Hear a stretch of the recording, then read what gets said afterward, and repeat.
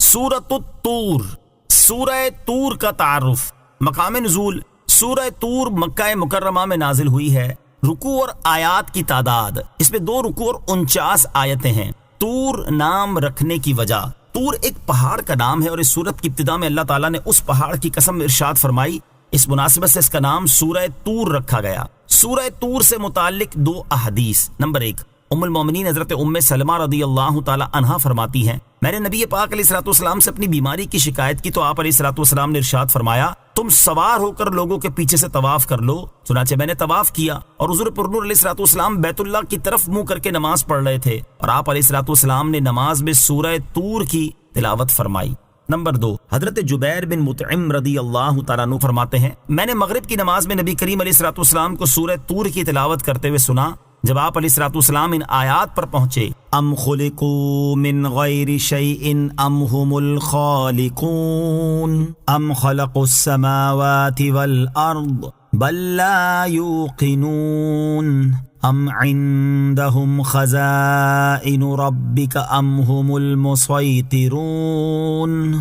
ترجمہ، کیا وہ کسی شے کے بغیر ہی پیدا کر دیے گئے ہیں یا وہ خود ہی اپنے خالق ہیں، یا آسمان اور زمین انہوں نے پیدا کیے ہیں، بلکہ وہ یقین نہیں کرتے، یا ان کے پاس تمہارے رب کے خزانے ہیں، یا وہ بڑے حاکم ہیں۔ تو انہیں سن کر مجھے لگا کہ میرا دل سینے سے نکل کر اڑ جائے گا۔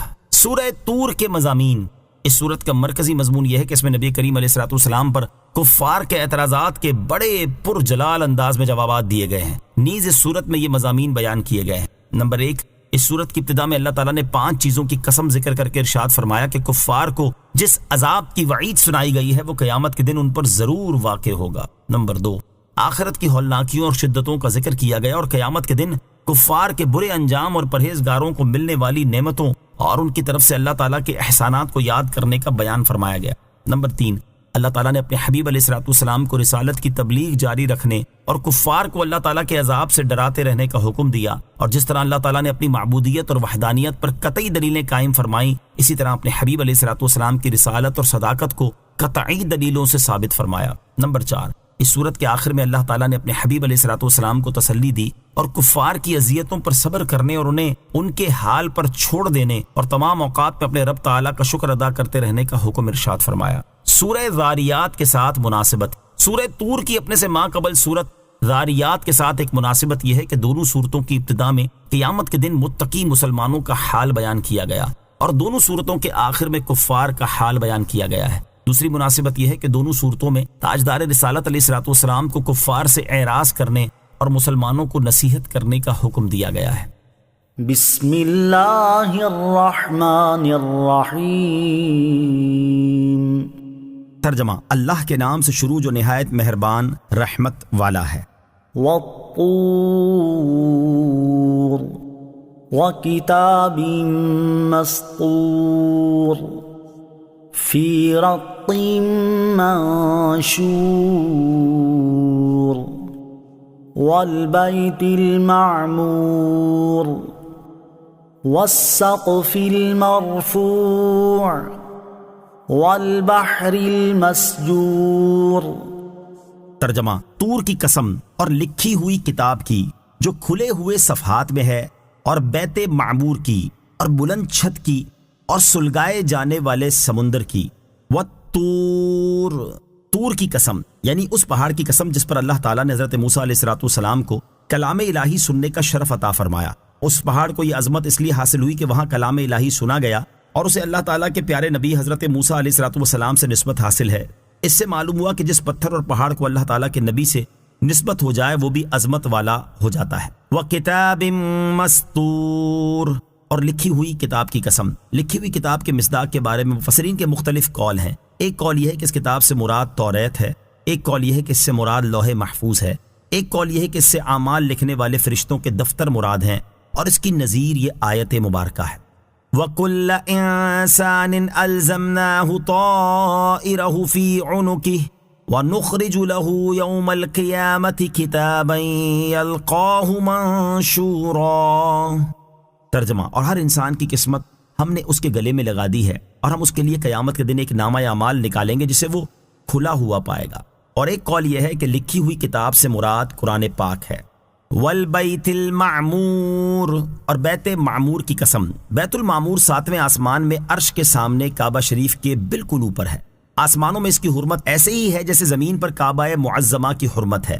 یہ آسمان والوں کا قبلہ ہے اور ہر روز 70,000 فرشتے اس میں طواف اور نماز کے لیے حاضر ہوتے ہیں۔ پھر کبھی انہیں واپس یہاں آنے کا موقع نہیں ملتا، بلکہ ہر روز نئے 70,000 فرشتے حاضر ہوتے ہیں۔ حضور اقدس صلی اللہ تعالیٰ علیہ وسلم نے بیت المعمور کو ملاحظہ فرمایا۔ حدیث معراج میں صحت کے ساتھ ثابت ہے کہ تاجدار رسالت صلی اللہ تعالیٰ علیہ وسلم نے معراج کی رات 7ویں آسمان میں بیت المعمور کو ملاحظہ فرمایا تھا۔ چنانچہ صحیح بخاری اور صحیح مسلم میں ہے، سید المرسلین صلی اللہ تعالیٰ علیہ وسلم نے ارشاد فرمایا، پھر میرے لیے بیت المعمور ظاہر فرمایا گیا۔ میں نے جبریل علیہ السلام سے پوچھا تو انہوں نے جواب دیا، یہ بیت المعمور ہے، اس میں روزانہ 70,000 فرشتے نماز پڑھتے ہیں، جب وہ پڑھ کر نکل جاتے ہیں تو ان کی پھر کبھی باری نہیں آتی۔ والسقف المرفوع، اور بلند کی ہوئی چھت کی قسم۔ اس چھت سے مراد آسمان ہے جو زمین کے لیے چھت کی طرح ہے، اور حضرت عبداللہ ابن عباس رضی اللہ تعالیٰ عنہما سے مروی ہے کہ اس سے مراد عرش ہے جو جنت کی چھت ہے۔ والبحر المسجور، اور بھڑکائے جانے والے سمندر کی قسم۔ مروی ہے کہ اللہ تعالیٰ قیامت کے دن تمام سمندروں کو آگ کر دے گا، جس سے جہنم کی آگ میں اور بھی زیادتی ہو جائے گی۔ ان عذاب ربک لواقع ما له من دافع۔ ترجمہ، بے شک تیرے رب کا عذاب ضرور واقع ہونے والا ہے، اسے کوئی ٹالنے والا نہیں۔ ان عذاب ربک، بے شک تیرے رب کا عذاب۔ اس آیت اور اس کے بعد والی آیت کا خلاصہ یہ ہے کہ اللہ تعالیٰ نے ان تمام چیزوں کی قسم فرما کر اپنی قدرت کی عظمت کا اظہار فرمایا اور ارشاد فرمایا کہ اے حبیب صلی اللہ تعالیٰ علیہ وسلم، آپ کے رب عز و جل کا وہ عذاب جس کا کفار کو وعدہ دیا گیا ہے آخرت میں ضرور واقع ہونے والا ہے، اور کوئی اسے ٹال دینے کی قدرت نہیں رکھتا۔ حضرت جبیر بن مطعم رضی اللہ تعالیٰ عنہ کے اسلام قبول کرنے کا سبب۔ حضرت جبیر بن مطعم رضی اللہ تعالیٰ عنہ فرماتے ہیں، اسلام قبول کرنے سے پہلے میں مدینہ منورہ میں اس غرض سے حاضر ہوا کہ رسول اللہ صلی اللہ تعالیٰ علیہ وسلم سے بدر کے قیدیوں کے بارے میں بات چیت کروں۔ اس وقت آپ علیہ السلام اپنے صحابہ کرام علیہ رضوان کو مغرب کی نماز پڑھا رہے تھے اور آپ کی تلاوت کی آواز مسجد سے باہر سنائی دے رہی تھی۔ آپ علیہ السلام نے سورہ والطور کی تلاوت فرمائی اور جب اس مقام پر پہنچے، ان عذاب ربک لواقع ما له من دافع، تو ان آیات کو سن کر میرا دل ایسے ہو گیا جیسے ابھی پھٹ جائے گا، اور مجھے ایسے لگا جیسے ابھی میرے یہاں سے ہٹنے سے پہلے ہی مجھ پر عذاب نازل ہو جائے گا۔ چنانچہ میں نے عذاب نازل ہو جانے کے خوف سے اسی وقت ایمان قبول کر لیا۔ آیت ان عذاب ربک لواقع پڑھنے کے بعد حضرت عمر فاروق رضی اللہ تعالیٰ عنہ کی کیفیت۔ حضرت حسن رضی اللہ تعالیٰ عنہ فرماتے ہیں، حضرت عمر فاروق رضی اللہ تعالیٰ عنہ نے یہ آیت ان عذاب ربک لواقع تلاوت فرمائی تو آپ کا سانس پھول گیا، اور اس کی وجہ سے 20 دن تک بار بار یہی کیفیت بنتی رہی۔ اس سے معلوم ہوا کہ قرآن مجید کی وہ آیات جن میں اللہ تعالیٰ کے عذاب کا ذکر ہے، ان کی تلاوت کرتے وقت اللہ تعالیٰ کے عذاب سے ڈر جانا ہمارے بزرگان دین کا طریقہ ہے، لہٰذا ہمیں بھی چاہیے کہ ایسی آیات کی تلاوت کرتے وقت اپنے دل میں اللہ تعالیٰ کے عذاب کا خوف پیدا کریں اور خود کو عذاب الہی سے ڈرائیں۔ یوم تمور السماء مورا وتسیر الجبال سیرا فویل یومئذ للمکذبین الذین هم فی خوض یلعبون۔ ترجمہ، جس دن آسمان سختی سے ہلے گا اور پہاڑ تیزی سے چلیں گے تو اس دن جھٹلانے والوں کی خرابی ہے، وہ جو شغل میں پڑے کھیل رہے ہیں۔ یوم تمور السماء مورا، جس دن آسمان سختی سے ہلے گا۔ اس آیت اور اس کے بعد والی آیت کا خلاصہ یہ ہے کہ اللہ تعالیٰ نے عذاب نازل ہونے کا وقت بیان کرتے ہوئے ارشاد فرمایا کہ وہ عذاب اس دن ضرور واقع ہوگا جس دن آسمان چکی کی طرح گھومیں گے اور اس طرح ڈولنے لگیں گے جس طرح کشتی اپنے سواروں کے ساتھ ڈولتی ہے، اور ایسی حرکت میں آئیں گے کہ ان کے اجزاء بکھر جائیں گے، اور پہاڑ تیزی سے ایسے چلیں گے جیسے غبار ہوا میں اڑتا ہے، اور یہ قیامت کے دن ہوگا۔ فویل یومئذ، تو اس دن خرابی ہے۔ اس آیت اور اس کے بعد والی آیت کا خلاصہ یہ ہے کہ جس دن وہ عذاب واقع ہوگا تو اس دن ان لوگوں کے لیے خرابی ہے جو دنیا میں اللہ تعالیٰ کے رسولوں کو جھٹلاتے رہے اور وہ اپنے کفر و باطل کے شغل میں پڑے کھیلتے رہے۔ یوم یدعون الی نار جہنم دعا هذه النار التي كنتم بها تكذبون أفسحر هذا أم أنتم لا تبصرون اصلوها فاصبروا أو لا تصبروا سواء عليكم انما تجزون ما كنتم تعملون۔ ترجمہ، جس دن انہیں جہنم کی طرف سختی سے دھکیلا جائے گا، یہ وہ آگ ہے جسے تم جھٹلاتے تھے، تو کیا یہ جادو ہے یا تمہیں دکھائی نہیں دے رہا؟ اس میں داخل ہو جاؤ تو اب چاہے صبر کرو یا نہ کرو، سب تم پر برابر ہے، تمہیں اسی کا بدلہ دیا جا رہا ہے جو تم کرتے تھے۔ یوم یدعون الی نار جہنم دعا، جس دن انہیں جہنم کی طرف سختی سے دھکیلا جائے گا۔ اس آیت اور اس کے بعد والی 3 آیات کا خلاصہ یہ ہے کہ اللہ تعالیٰ کے رسولوں کو جھٹلانے والے جس دن جہنم کی طرف دھکا دے کر دھکیلے جائیں گے اور جہنم کے خازن کافروں کے ہاتھ، گردنوں، پاؤں اور پیشانیوں سے ملا کر باندھیں گے اور انہیں منہ کے بل جہنم میں دھکیل دیں گے، تو اس دن ان کے لیے خرابی ہے۔ اور جب وہ آگ میں پہنچ جائیں گے تو جہنم کے خازن ان سے کہیں گے، یہ وہ آگ ہے جسے تم دنیا میں جھٹلاتے تھے، تو کیا یہ جادو ہے یا تمہیں دکھائی نہیں دے رہا؟ یہ ان سے اس لیے کہا جائے گا کہ وہ دنیا میں سرکار دو عالم صلی اللہ تعالیٰ علیہ وسلم کی طرف جادو کی نسبت کرتے تھے اور کہتے تھے کہ ہماری نظر بندی کر دی ہے، اور ان سے کہا جائے گا اس جہنم میں داخل ہو جاؤ، تو اب چاہے اس عذاب پر صبر کرو یا نہ کرو، سب تم پر برابر ہے، نہ کہیں بھاگ سکتے ہو اور نہ عذاب سے بچ سکتے ہو، اور یہ عذاب تمہیں اسی کا بدلہ دیا جا رہا ہے جو تم دنیا میں کفر و تکذیب کرتے تھے۔ ان المتقین فی جنات ونعیم فاکہین بما آتاہم ربہم ووقاہم ربہم عذاب الجحیم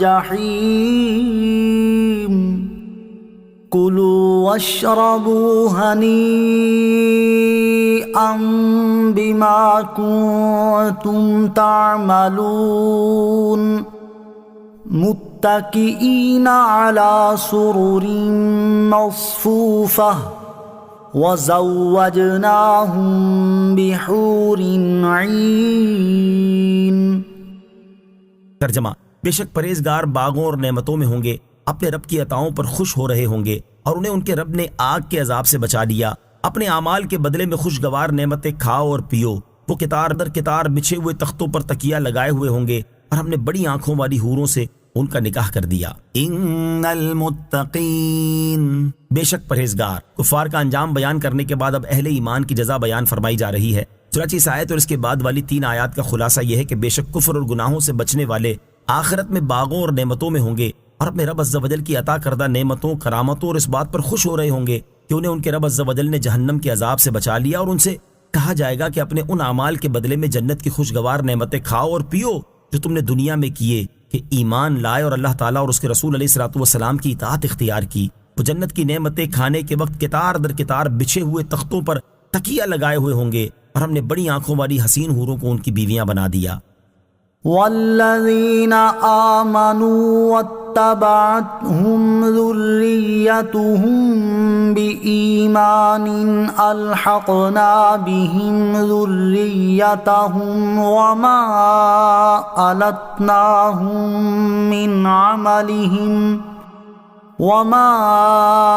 ألتناهم من عملهم من شيء کل امرئ بما کسب رہین۔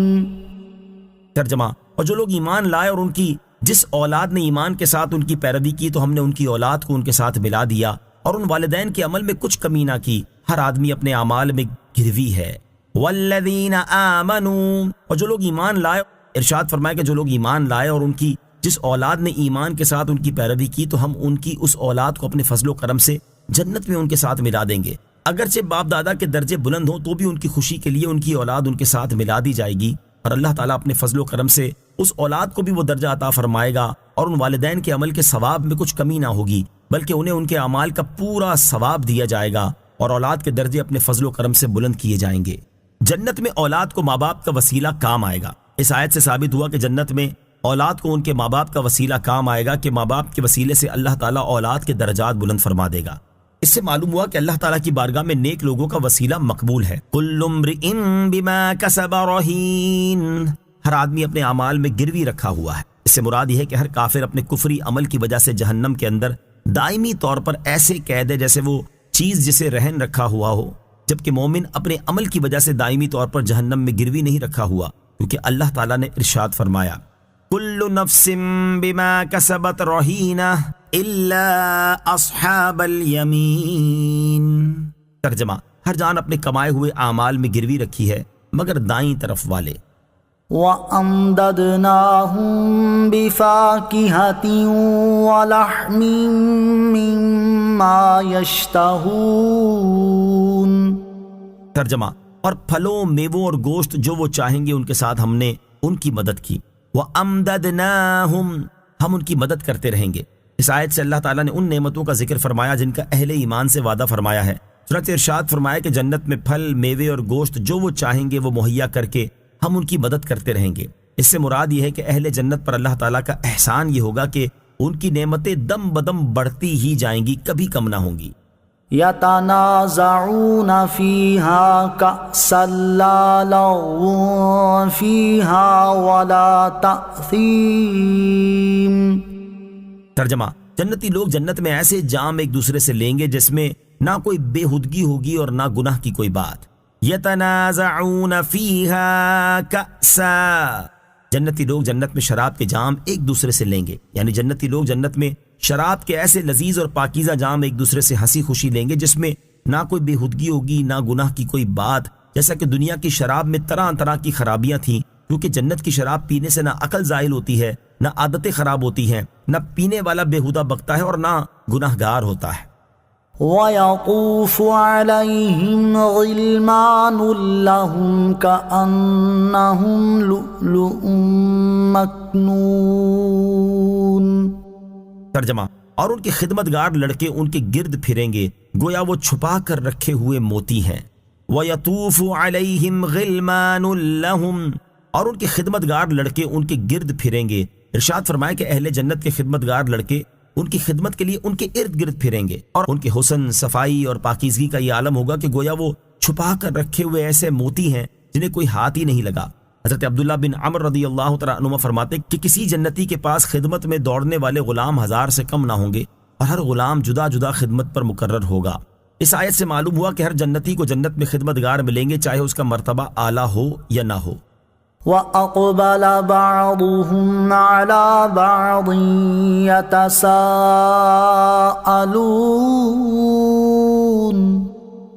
قَالُوا إِنَّا كُنَّا قَبْلُ فِي أَهْلِنَا مُشْفِقِينَ فَمَنَّ اللَّهُ عَلَيْنَا وَوَقَانَا عَذَابَ السَّمُومِ إِنَّا كُنَّا مِن قَبْلُ نَدْعُوهُ إِنَّهُ هُوَ الْبَرُّ الرَّحِيمُ۔ ترجمہ، اور آپس میں سوال کرتے ہوئے ایک دوسرے کی طرف متوجہ ہوں گے، کہیں گے بے شک ہم اس سے پہلے اپنے گھر والوں میں ڈرنے والے تھے، تو اللہ نے ہم پر احسان کیا اور ہمیں جہنم کی سخت گرم ہوا کے عذاب سے بچا لیا۔ بے شک ہم اس سے پہلے دنیا میں اللہ کی عبادت کرتے تھے، بے شک وہی احسان فرمانے والا مہربان ہے۔ وَأَقْبَلَ بَعْضُهُمْ عَلَى بَعْضٍ، اور آپس میں ایک دوسرے کی طرف متوجہ ہوں گے۔ اس آیت اور اس کے بعد والی 3 آیات کا خلاصہ یہ ہے کہ جنت پہ جنتی ایک دوسرے سے دریافت کریں گے کہ وہ دنیا میں کس حال میں تھے اور کیا عمل کرتے تھے اور کس بنا پر اللہ تعالیٰ کی طرف سے نعمتوں سے سرفراز ہوئے۔ یہ دریافت کرنا اللہ تعالیٰ کی نعمت کا اعتراف کرنے کے لیے ہوگا۔ چنانچہ وہ کہیں گے کہ بے شک ہم جنت میں داخل ہونے سے پہلے اپنے گھروں میں اللہ تعالیٰ کے خوف سے اور اس اندیشے سے سہمے ہوئے تھے کہ نفس و شیطان ایمان میں خلل کا باعث نہ ہو جائیں، اور نیکیوں کو روک لیے جانے اور بدیوں پر گرفت کیے جانے کا بھی اندیشہ تھا۔ وہ اللہ تعالیٰ نے ہم پر رحمت اور مغفرت فرما کر احسان کیا اور ہمیں جہنم کی سخت گرم ہوا کے عذاب سے بچا لیا۔ بے شک ہم دنیا میں اخلاص کے ساتھ صرف اللہ تعالیٰ کی عبادت کرتے تھے اور اسی سے جہنم کے عذاب سے پناہ مانگا کرتے تھے۔ بے شک وہی احسان فرمانے والا مہربان ہے کہ جب کوئی اس کی عبادت کرے تو اسے ثواب عطا فرماتا ہے، اور جب کوئی اس سے دعا کرے تو وہ قبول فرماتا ہے۔ جہنم کی سخت گرم ہوا سے پناہ مانگا کریں۔ آیت نمبر 27 میں جہنم کی جس گرم ہوا کے عذاب کا ذکر ہوا اس کے بارے میں حضرت عائشہ صدیقہ رضی اللہ تعالی عنہا سے روایت ہے، رسول اللہ صلی اللہ تعالی علیہ وسلم نے ارشاد فرمایا، اگر اللہ تعالیٰ دنیا والوں پر انگلی کے ایک پورے کی مقدار گرم ہوا کے عذاب کو کھول دے تو زمین اور اس پر موجود تمام چیزیں جل جائیں گی۔ ہر مسلمان کو چاہیے کہ وہ اللہ تعالیٰ کی بارگاہ میں جہنم کی اس گرم ہوا سے پناہ طلب کیا کرے۔ اس سے متعلق 2 واقعات سماعت کیجیے۔ نمبر 1، حضرت مسروق رضی اللہ تعالیٰ عنہ سے مروی ہے کہ حضرت عائشہ صدیقہ رضی اللہ تعالیٰ عنہا نے ایک مرتبہ اس آیت فَمَنَّ اللَّهُ عَلَيْنَا وَوَقَانَا عَذَابَ السَّمُومِ کی تلاوت فرمائی تو خوف کی وجہ سے یہ دعا مانگی، اللہم من علینا وقنا عذاب السموم انک انت البر الرحیم، اے اللہ ہم پر احسان فرما اور ہمیں گرم ہوا کے عذاب سے بچا لے، بے شک تو ہی احسان فرمانے والا مہربان ہے۔ نمبر 2، حضرت عباد بن حمزہ رضی اللہ تعالیٰ عنہ فرماتے ہیں، میں حضرت اسما رضی اللہ تعالیٰ عنہ کی بارگاہ میں حاضر ہوا اور وہ اس آیت فمن اللہ علینا ووقانا عذاب السموم کی تلاوت فرما رہی تھی۔ یہ آیت تلاوت فرمانے کے بعد رک گئیں اور اللہ تعالیٰ کی بارگاہ میں گرم ہوا کے عذاب سے پناہ مانگنے لگیں اور دعا کرنے لگیں۔ اس دوران میں بازار کسی کام سے گیا اور جب اپنا کام پورا کر کے واپس لوٹا تو ابھی تک حضرت اسما رضی اللہ تعالی عنہا گرم ہوا کے عذاب سے پناہ مانگ رہی تھیں اور دعا کر رہی تھیں۔ اللہ تعالیٰ ہمیں بھی اس عذاب سے محفوظ رکھے اور اس سے پناہ مانگنے کی توفیق عطا فرمائے، آمین۔ سورہ طور کی آیت نمبر 25 تا 27 سے ہونے والی معلومات، ان سے 3 باتیں معلوم ہوئی۔ نمبر 1، جنتیوں کو اپنی دنیاوی مصروفیات یاد ہوں گی جن کا وہ تذکرہ کریں گے۔ نمبر 2، اللہ تعالیٰ کا خوف تقویٰ کی جڑ ہے کہ نیک عمل کرنے کے باوجود بھی اس سے ڈرے۔ نمبر 3، دنیا کا خوف آخرت کی بے خوفی کا ذریعہ ہے۔ فذکر فما انت بنعمت ربک بکاہن ولا مجنون۔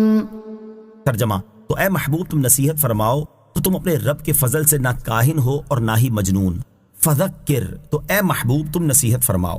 اس رکوع میں کفار کی طرف سے تاجدار رسالت صلی اللہ تعالی علیہ وسلم پر کیے جانے والے اعتراضات اور اللہ تعالیٰ کی طرف سے ان کے جوابات بیان ہوئے ہیں۔ ان جوابات کا انداز بیان دیکھ کر اللہ رب العزت کی بارگاہ میں سرکار دو عالم صلی اللہ تعالی علیہ وسلم کا مقام و مرتبہ اور آپ کی شان ظاہر ہوتی ہے۔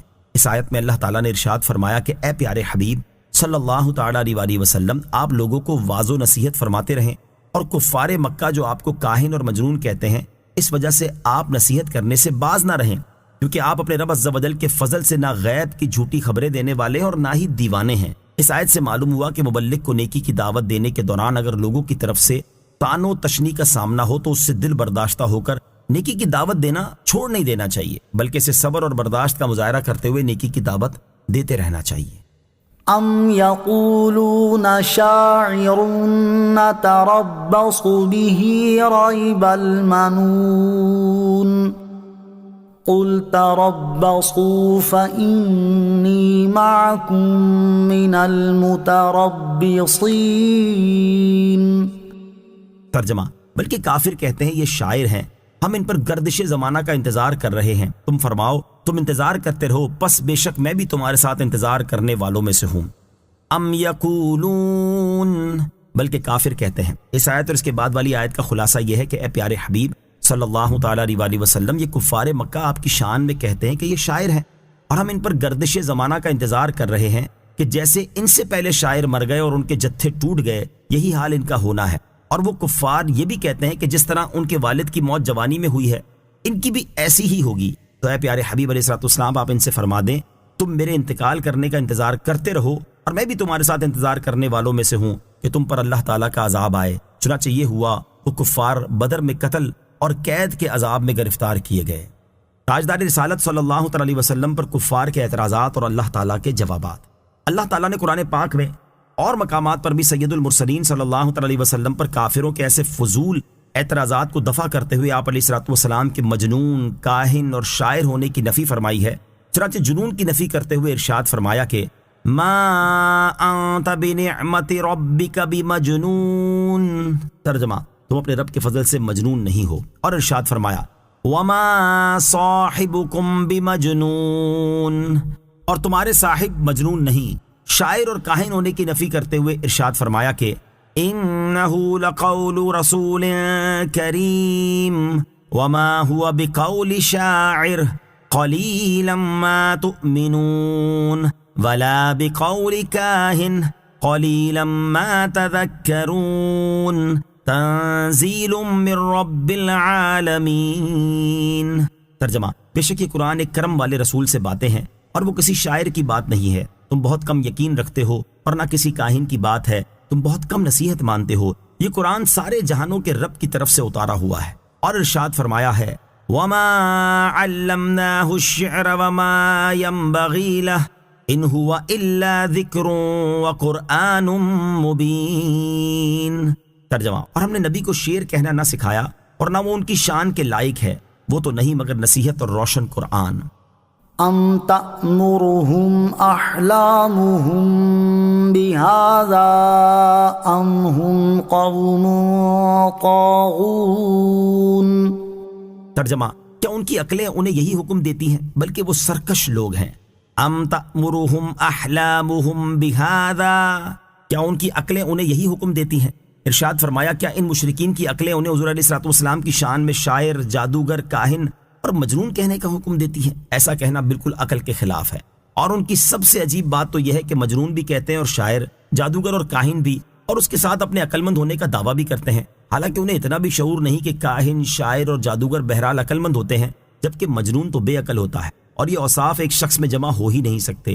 آخر میں ارشاد فرمایا کہ ان کی عقلیں انہیں ایسا کرنے کا حکم نہیں دیتی، بلکہ وہ سرکش لوگ ہیں کہ دشمنی اور عناد میں اندھے ہو رہے ہیں اور کفر و سرکشی میں حد سے گزر گئے ہیں۔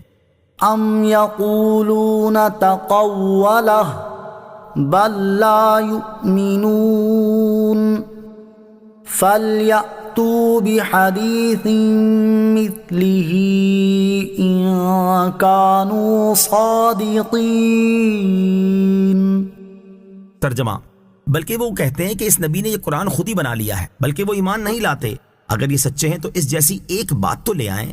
ام یقولون تقولہ، بلکہ وہ کہتے ہیں کہ اس نبی نے یہ قرآن خود ہی بنا لیا ہے۔ اس آیت اور اس کے بعد والی آیت کا خلاصہ یہ ہے، کیا کفار مکہ یہ کہتے ہیں کہ تاجدار رسالت صلی اللہ تعالیٰ علیہ وسلم نے اپنے دل سے یہ قرآن بنا لیا ہے؟ اللہ تعالیٰ نے ان کا رد کرتے ہوئے فرمایا کہ ایسی بات نہیں جیسی یہ گمان کر رہے ہیں، بلکہ حقیقت حال یہ ہے کہ کفار ایمان نہیں لاتے اور ان اعتراضات کا باطل ہونا جاننے کے باوجود دشمنی اور نفس کی خباثت کی وجہ سے ایسے اعتراض کر رہے ہیں۔ اللہ تعالیٰ ان پر حجت قائم کرتے ہوئے فرماتا ہے کہ اگر ان کے خیال میں قرآن جیسا کلام کوئی انسان بنا سکتا ہے اور یہ اپنے دعوے میں سچے ہیں تو اس جیسی ایک بات تو بنا کر لے آئیں جو حسن و خوبی اور فصاحت و بلاغت میں اس کے مثل ہو۔ ام خلقوا من غیر شیء ام هم الخالقون۔ ترجمہ، کیا وہ کسی شے کے بغیر ہی پیدا کر دیے گئے ہیں یا وہ خود ہی اپنے خالق ہیں؟ ام خلقوا من غیر شیء، کیا وہ کسی شے کے بغیر ہی پیدا کر دیے گئے ہیں؟ جب کفار مکہ نے سید المرسلین صلی اللہ تعالیٰ علیہ وسلم کو جھٹلایا اور انہیں شاعر، کاہن اور مجنون کہنے لگے تو اللہ تعالیٰ نے اپنے حبیب علیہ الصلوۃ والسلام کا ان چیزوں سے بری ہونا بیان فرمایا۔ اب اللہ تعالیٰ نے مشرکین کی تکذیب کے باطل ہونے اور نبی کریم علیہ الصلوۃ والسلام کے سچے ہونے پر دلائل ارشاد فرمائے، اور سب سے پہلے اپنی ذات سے ابتدا فرمائی۔ گویا کہ ارشاد فرمایا کہ اے کافروں، تم میرے حبیب علیہ الصلوۃ والسلام کو توحید اور حشر و نشر کی بات میں کیسے جھٹلاتے ہو، حالانکہ ان کی سچائی کی دلیل تو تمہاری اپنی ذات میں موجود ہے۔ تم غور کرو کہ کیا تم ماں باپ سے پیدا نہ ہوئے، اور کیا تم بے جان اور بے عقل ہو کہ جن پر حجت قائم نہ کی جائے؟ ایسا تو ہرگز نہیں ہے۔ یا کیا تم نطفے سے پیدا نہیں ہوئے، اور کیا تمہیں خدا نے نہیں بنایا؟ یا تم خود ہی اپنے خالق ہو کہ تم نے اپنے آپ کو خود ہی بنا لیا ہو؟ اور جب یہ بھی محال ہے تو لا محالہ تمہیں اس بات کا اقرار کرنا پڑے گا کہ تمہیں اللہ تعالیٰ نے پیدا کیا ہے، اور جب تم یہ اقرار بھی کرتے ہو تو پھر کیا وجہ ہے کہ تم اللہ تعالیٰ کی عبادت نہیں کرتے اور بتوں کو پوجتے ہو؟ اور کیا وجہ ہے کہ تم مرنے کے بعد زندہ کیے جانے اور جزا و سزا کا انکار کرتے ہو؟ ام خلقوا السماوات والارض بل لا یوقنون۔ ترجمہ، یا آسمان اور زمین انہوں نے پیدا کیے ہیں بلکہ وہ یقین نہیں رکھتے۔ ام خلقوا السماوات والارض، یا آسمان اور زمین انہوں نے پیدا کیے ہیں۔ اس آیت میں ایک اور دلیل ارشاد فرمائی کہ کیا آسمان اور زمین ان مشرکین نے پیدا کیے ہیں؟ جب یہ بھی نہیں اور اللہ تعالیٰ کے سوا آسمان و زمین پیدا کرنے کی کوئی قدرت ہی نہیں رکھتا تو کیوں یہ لوگ اس کی عبادت نہیں کرتے؟ بلکہ حقیقت یہ ہے کہ وہ لوگ اللہ تعالیٰ کی توحید اور اس کی قدرت اور خالقیت کا یقین نہیں کرتے۔ اگر انہیں اس بات کا یقین ہوتا تو ضرور اس کے رسول علیہ الصلوۃ والسلام پر ایمان لاتے۔ ام عندهم خزائن خزائن ربك أم هم المسيطرون؟ ترجمہ، یا ان کے پاس تمہارے رب کے خزانے ہیں یا وہ بڑے حاکم ہیں؟ ام عندهم خزائن ربک، یا ان کے پاس تمہارے رب کے خزانے ہیں، یعنی اے حبیب صلی اللہ تعالی علیہ وسلم کہ اللہ تعالیٰ کی آیتوں کو جھٹلانے والوں کے پاس آپ کے رب عز و جل کے رزق اور اس کی رحمت وغیرہ کے خزانے ہیں کہ اس وجہ سے انہیں اختیار ہو کہ جہاں چاہیں خرچ کریں اور جسے چاہیں نبوت دیں اور جسے چاہیں نبوت سے محروم کر دیں، یا وہ بڑے حاکم اور خود مختار ہیں کہ جو چاہیں کرے اور کوئی انہیں پوچھنے والا نہ ہو؟ ایسا نہیں ہے، بلکہ کفار کا حال تو یہ ہے کہ اگر بالفرض وہ رب کی رحمت کے خزانوں کے مالک ہوتے تو خرچ ہو جانے کے خوف سے کنجوسی کی وجہ سے انہیں روک لیتے، جیسا کہ ایک اور مقام پر ارشاد فرمایا قُل لَوْ أَنْتُمْ تَمْلِكُونَ خَزَائِنَ رَحْمَةِ رَبِّي إِذًا لَأَمْسَكْتُمْ خَشْيَةَ الْإِنفَاقِ وَكَانَ الْإِنسَانُ قَتُورًا۔ ترجمہ، تم فرماؤ اگر تم لوگ میرے رب کی رحمت کے خزانوں کے مالک ہوتے تو خرچ ہو جانے کے ڈر سے تم انہیں روک رکھتے، اور آدمی بڑا کنجوس ہے۔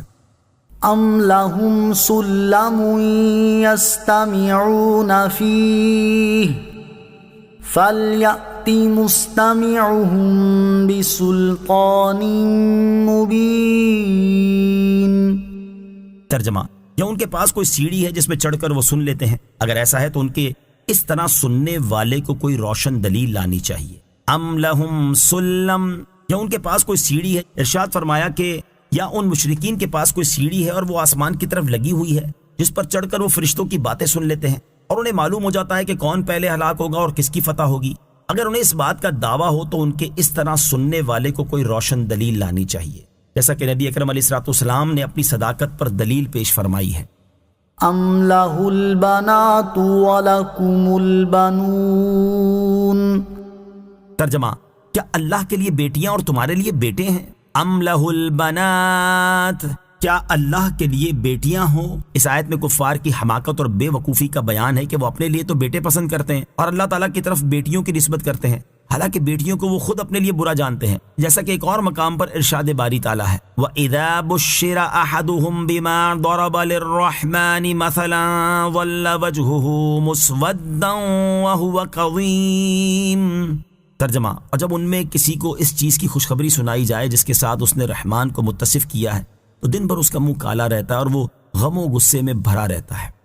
ام تسألهم اجرا فهم من مغرم مثقلون۔ ترجمہ، یا تم ان سے کچھ اجرت مانگتے ہو کہ جس سے وہ تاوان کے بوجھ میں دبے ہوئے ہیں؟ ام تسألهم اجرا، یا تم ان سے کچھ اجرت مانگتے ہو۔ کفار نے شریعت کے احکام کو پس پشت ڈالا اور اپنی عقل کے مطابق جو انہیں اچھا لگا اس کی پیروی کی، تو اللہ تعالیٰ نے ان سے ارشاد فرمایا کہ تمہیں کس چیز نے شریعت کے احکام پس پشت ڈالنے پر اور اس رسول کریم علیہ السلام کی پیروی چھوڑ دینے پر ابھارا؟ کیا رسول کریم علیہ السلام نے دین کی تعلیم دینے پر تم سے کوئی اجرت مانگی ہے کہ اس کی وجہ سے تم تاوان کے بوجھ میں دبے ہوئے ہو اور اس بوجھ کی وجہ سے اسلام قبول نہیں کرتے؟ جب یہ بھی نہیں ہے تو پھر اسلام قبول نہ کرنے کا تمہارے پاس کیا عذر ہے؟ اس سے معلوم ہوا کہ دین کے احکام پر عمل نہ کرنا اور اپنی عقل کے مطابق جو اچھا لگے اس کی پیروی کرنا کفار کا طریقہ ہے۔ اور انتہائی افسوس کے ساتھ یہ کہنا پڑتا ہے کہ فی زمانہ ہمارے معاشرے میں کچھ ایسے لوگ بھی پائے جاتے ہیں جو اپنے آپ کو مسلمان کہتے، اپنے مسلمان ہونے کا اعلان کرتے اور خود کو مسلمانوں میں شمار کرتے ہیں، جبکہ ان کا حال یہ ہے کہ دین کے وہ احکام جو ان کی عقل کے ترازو پر پورے نہیں اترتے ان کا مذاق اڑاتے، انہیں انسانیت کے برخلاف بتاتے اور قرآن و حدیث کی غلط تفسیر و تشریح کر کے اپنی طرف سے احکام گھڑتے اور اسے دین اسلام کی تعلیم بتاتے ہیں۔ اللہ تعالیٰ انہیں ہدایت اور عقل سلیم عطا فرمائے اور اپنی اس روش کو ترک کر کے اس طریقے پر چلنے کی توفیق عطا فرمائے جو اللہ تعالیٰ اور اس کے پیارے حبیب صلی اللہ تعالیٰ علیہ وسلم نے بتایا ہے، آمین۔ ام عندهم الغیب فهم یکتبون۔ ترجمہ، یا ان کے پاس غیب ہے کہ وہ اس کے ذریعے فیصلہ لکھتے ہیں۔ ام عندهم الغیب، یا ان کے پاس غیب ہے، یعنی شریعت کے احکام پس پشت ڈالنے والے مشرکین کے پاس کیا غیب کا علم ہے جس کی وجہ سے وہ یہ حکم لگاتے ہیں کہ مرنے کے بعد نہیں اٹھیں گے، اور اٹھے بھی تو انہیں عذاب نہیں دیا جائے گا؟ جب یہ بات بھی نہیں تو وہ کیوں اسلام قبول نہیں کرتے؟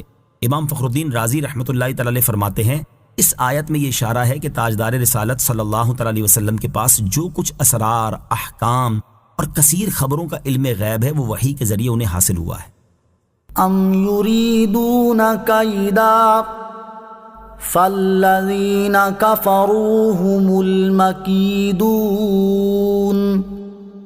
أم لهم إله غير الله سبحان الله عما يشركون۔ ترجمہ، یا وہ کسی فریب کا ارادہ کر رہے ہیں تو کافر خود ہی اپنے فریب کا شکار ہونے والے ہیں، یا اللہ کے سوا ان کا کوئی اور خدا ہے، اللہ ان کے شرک سے پاک ہے۔ ام یریدون کیدا، یا وہ کسی فریب کا ارادہ کر رہے ہیں، یعنی اے حبیب صلی اللہ تعالی علیہ وآلہ وسلم، یہ مشرکین زبانی طور پر ہی آپ کی مخالفت نہیں کرتے، بلکہ وہ کسی فریب کا ارادہ کر رہے ہیں، اور دار الندوہ میں جمع ہو کر اللہ تعالیٰ کے حبیب، نبی، ہادی برحق صلی اللہ تعالی علیہ وآلہ وسلم کو نقصان پہنچانے اور قتل کرنے کے مشورے کر رہے ہیں۔ تو کافر خود ہی اپنے فریب کا شکار ہونے والے ہیں، اور ان کی دھوکہ دہی اور فریب کا وبال انہی پر پڑے گا۔ چنانچہ ایسا ہی ہوا، اللہ تعالیٰ نے اپنے حبیب صلی اللہ تعالی علیہ وآلہ وسلم کو مشرکین کے فریب سے محفوظ رکھا اور بدر میں مشرکین کو ہلاک کر دیا۔ ام لہم الہ غیر اللہ، یا اللہ کے سوا ان کا کوئی اور خدا ہے، یعنی کہ اللہ تعالیٰ کے علاوہ مشرکین کا کوئی اور خدا ہے جو انہیں روزی دیتا ہو اور انہیں اللہ تعالیٰ کے عذاب سے بچا سکتا ہو، حالانکہ اللہ تعالیٰ کے علاوہ اور کوئی معبود ہی نہیں ہے، اور اللہ تعالیٰ ان کے شرک سے پاک ہے۔ وَإِن يَرَوْا كِسْفًا مِّنَ السَّمَاءِ سَاقِطًا يَقُولُوا سَحَابٌ مَّرْكُومٌ۔ ترجمہ، اور اگر وہ آسمان سے کوئی ٹکڑا گرتا ہوا دیکھیں گے تو کہیں گے کہ یہ تہ در تہ بادل ہے۔ وَإِن يَرَوْا كِسْفًا مِّنَ السَّمَاءِ سَاقِطًا، اور اگر وہ آسمان سے کوئی ٹکڑا گرتا ہوا دیکھیں گے، کفار مکہ نے تاجدار رسالت سے یہ مطالبہ کیا تھا کہ او تسقط السماء كما زعمت علينا كسفا، یا تو ہم پر آسمان ٹکڑے ٹکڑے کر کے گرا دو جیسا تم نے کہا ہے۔ اللہ تعالیٰ ان کے اس مطالبے کے جواب میں فرماتا ہے کہ ان کا کفر اور عناد اس حد پر پہنچ گیا ہے کہ اگر ان پر ایسا ہی کیا جائے کہ آسمان کا کوئی ٹکڑا گرا دیا جائے اور یہ لوگ آسمان سے اسے گرتے ہوئے دیکھ بھی لیں تو بھی اپنے کفر سے باز نہیں آئیں گے، اور عناد کی وجہ سے یہی کہیں گے یہ تو تہ در تہ بادل ہے اور ہم اس سے سیراب ہوں گے۔ اس کی نظیر یہ آیت مبارکہ ہے، وَلَوْ فَتَحْنَا عَلَيْهِمْ بَابًا مِّنَ السَّمَاءِ فَظَلُّوا فِيهِ يَعْرُجُونَ لَقَالُوا إِنَّمَا سُكِّرَتْ أَبْصَارُنَا بَلْ نَحْنُ قَوْمٌ مَّسْحُورُونَ۔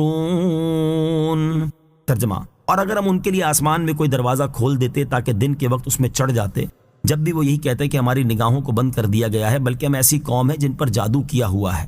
اس سے معلوم ہوا کہ جب کسی کے نصیب میں ایمان نہ ہو تو بڑا معجزہ دیکھ کر بھی اسے ہدایت نہیں مل سکتی۔ فَذَرْهُمْ حَتَّى يُلَاقُوا يَوْمَهُمُ الَّذِي فِيهِ يُصْعَقُونَ۔ ترجمہ، تو تم انہیں چھوڑ دو یہاں تک کہ وہ اپنے اس دن سے ملے جس میں بے ہوش کر دیے جائیں گے۔ فَذَرْهُمْ، تو تم انہیں چھوڑ دو، یعنی اے حبیب صلی اللہ تعالی علیہ وسلم، جب یہ مشرکین عناد میں اس حد تک پہنچ چکے ہیں اور یہ بات واضح ہو چکی ہے کہ وہ اپنے کفر سے نہیں پھریں گے، تو آپ انہیں ان کے حال پہ چھوڑ دیں اور ان کی طرف توجہ نہ فرمائیں یہاں تک کہ وہ اپنے اس دن سے ملے جس میں بے ہوش کر دیے جائیں گے۔ اس دن سے مراد پہلی بار سور پھونکے جانے کا دن ہے، اور بعض مفسرین نے اس سے موت کا دن بھی مراد لیا ہے۔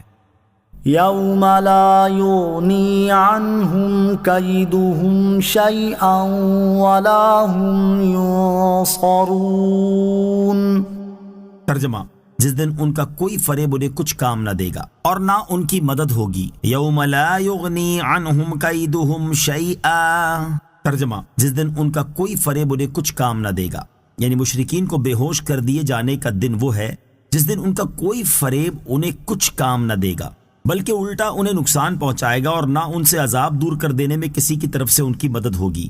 یاد رہے کہ کافروں کو ان کے فریب تو کچھ کام نہ دیں گے، جبکہ دنیا میں ایمان قبول کرنے والوں کو قیامت کے دن ان کا ایمان لانا ضرور کام آئے گا، جیسا کہ اللہ تعالیٰ نے ارشاد فرمایا، قال اللہ هذا یوم ينفع الصادقین صدقهم لهم جنات تجری من تحتها الانہار خالدین فیہا ابدا رضی اللہ عنہم ورضوا عنہ ذالک الفوز العظیم۔